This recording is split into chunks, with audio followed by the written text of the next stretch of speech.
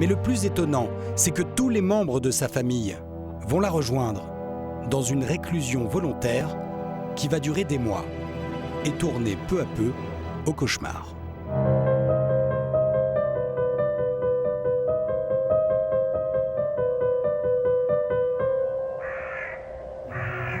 À Montflanquin, à partir de l'automne 2001, tous les membres de la famille se regroupent peu à peu au château de Martel, où ils vont désormais vivre coupés du monde extérieur.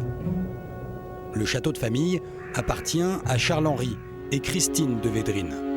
Jusque-là, le couple était installé à Bordeaux, où Charles-Henri est un gynécologue réputé.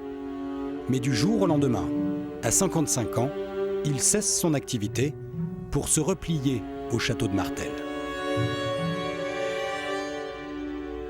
Papa a toujours adoré son travail, a toujours aimé ce qu'il faisait et il n'y avait aucune raison qu'il arrête son travail comme ça du jour au lendemain, sans prévenir personne.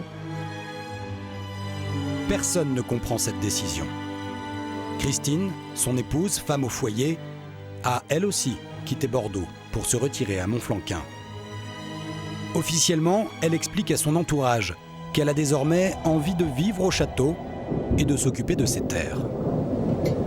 Mais en réalité, les membres de la famille sont persuadés qu'une menace pèserait sur les de Védrines. Car d'après Thierry Tilly, il existerait un complot contre eux. Si ces gens n'ont pas prospéré comme ils le devaient, s'ils n'ont pas l'aura qu'ils devraient avoir, c'est tout simplement parce qu'autour d'eux, et ils les regardent là au fond des yeux, les uns après les autres, les francs-maçons les empêchent de réussir.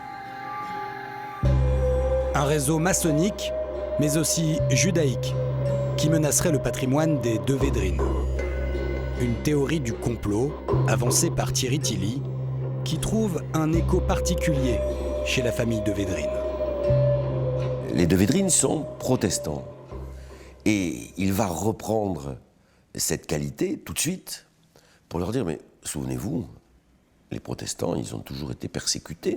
Il va les engluer dans un discours où il se veut protecteur et l'autre ressent un besoin de cette protection et se tient entièrement à sa dévotion.